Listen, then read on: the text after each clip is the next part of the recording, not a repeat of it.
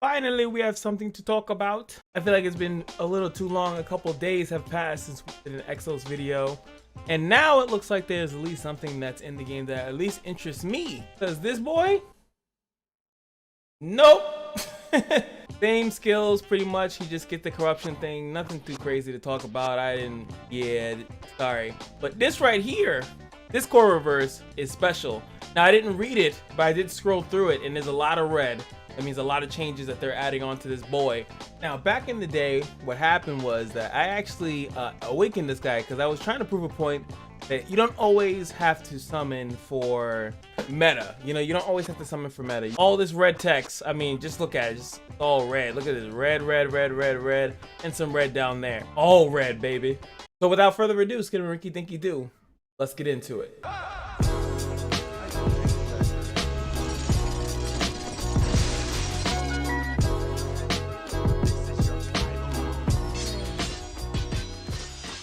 All right, let's scroll back up and see some chain reaction and sticky bomb. Let's see. So chain reaction is when a target marked with sticky bomb is granted a barrier. Afflict sticky bomb mark on all enemies with a barrier. Okay, so if under the effect of command, wait, what? You know what? I don't think I've ever had it. So yeah, he might be actually under wasted red. Maybe I never noticed that. So if he's under command and they hit him, he put the sticky bomb on them. So when a target marked with sticky bomb receives damage, deals damage equal to 120% of the barrier value on the target in addition to 250% of own attack, and then removes the sticky bomb mark from the target. And then they kept this move the same, and then they did this, which I do like this, because it having a burn kind of screwed over. It actually was beneficial and non-beneficial.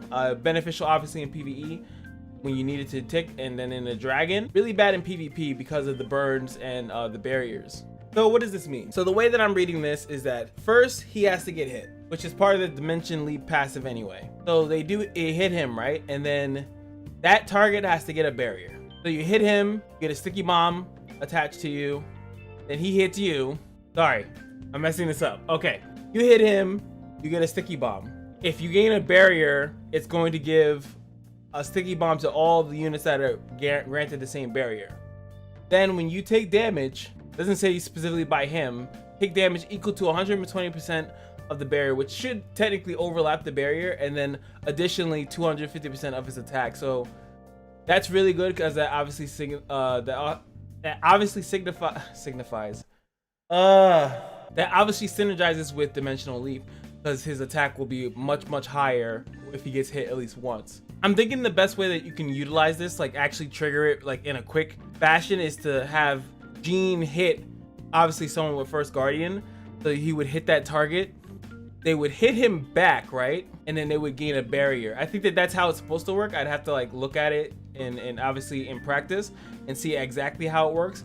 But he hits someone, he hits a First Guardian, they get a barrier, and they're gonna get the sticky bomb should be granted to everyone with that barrier. And then all they need to do is take some type of damage. And then there it is, that's it. That's pretty quick, especially because Gene is a fast character. This is really good because if it works as intended, definitely needs some testing. Definitely needs some testing to see how it works. Very interesting, but this one at least has some meta. At least Rara is in the mix. Like usually you at least are fighting Rara. So Rara will be doing it, but there's also Ramji. He's also usually in the front line in a lot of comps. I've seen some Ana here and there.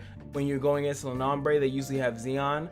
So at least this has like decent implications. I think that this will be somewhat meta changing, not meta changing, sorry, but you can include this in your team comp if you have it.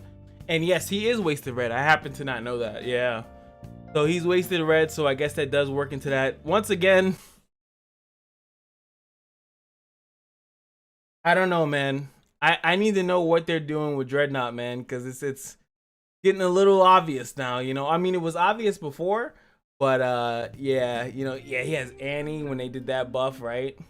They buffed Scarlet. Didn't they buff him too? I'm pretty sure they buffed him too. Yeah, they gave him the Seizure and the Lone Shark. They core reverse Otard. I think they changed, did they change Vault? No, they haven't yet. Gave you 2 characters from the collab. I'm just saying, it's looking a little suspicious. A little suspicious. Anywho, it is nice to see a different type of barrier breaker. Like I said, it should immediately break the barrier. Oh, I'm also interested to see if this 3.9 goes up. It should actually, like, this is a significant change that I think that it's worth testing, because it doesn't really matter how strong he is. Like the first part that breaks the barrier is based on the barrier strength. That has nothing to do with his strength. The other additional damage has to do with his strength. But he will pretty much break the barrier as long as someone else triggers it. He has to stay alive, which usually getting hit once is fine. And then after he gets hit once, he gets a dimensional leap. He should be able to dodge the second instance of damage. So I think that he should overall be perfectly fine as long as he can survive. Like he can still get sniped, especially if it is wasted red team comp. He can still technically get sniped in the beginning of the match, right? Like if Herrera does a big mega crit on him. But a lot of times in the higher elos of this game, the PvP, both characters aren't getting one shot. Like it's very strong. It's very hard to one shot a unit, especially since this guy is in a well-developed region of signature force. So he should be really defended. Plus he has to be under command anyway. So Garth should be defending him and giving him HP and defense. Everything should be fine, especially if Redley pops off and gets a skill off too. I think his naturally faster. I think he's faster. This is on me 3.8, so -3 from this. He's 99. What is that? No, sorry, 109. I think that's definitely, yeah. Redley's like 90 something. So he's definitely faster. So if you really want to make him safe, have him go in there and trigger, you can even run Annie and Jean together. So he goes first and then he has access. I think he'll have access to the skill or mana. I think he'll still have access if you have another person that gives mana to the back row. And he should be able to pop off with his first thing, hit everybody, trigger as much of the dragon barriers as possible. And then everyone else, they just get immediately screwed by a follow-up AoE, which then could be like a Bath 3 in the team or something like that. You know, plenty of ways to make sure that second hit goes off. Maggie, you can throw in there. Rudley does it, but he needs at least 3 mana, I think, to do it.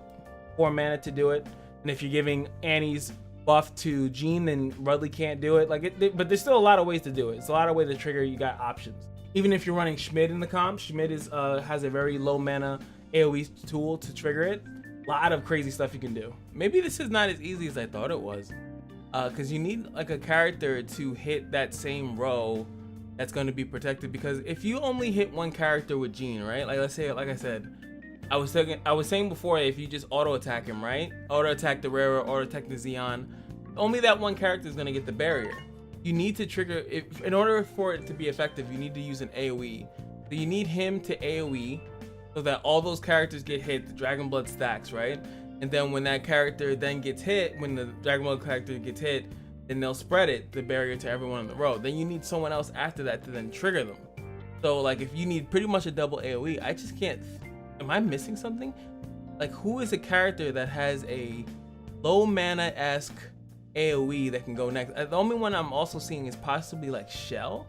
Shell might be able to, like if I ran Shell instead. But she doesn't get 2 mana, I think, unless this character here, maybe does he get front row? Yeah, maybe she can do it with front. So as you can see here, this would kind of work. I do get screwed over slightly by the Xeon that's there.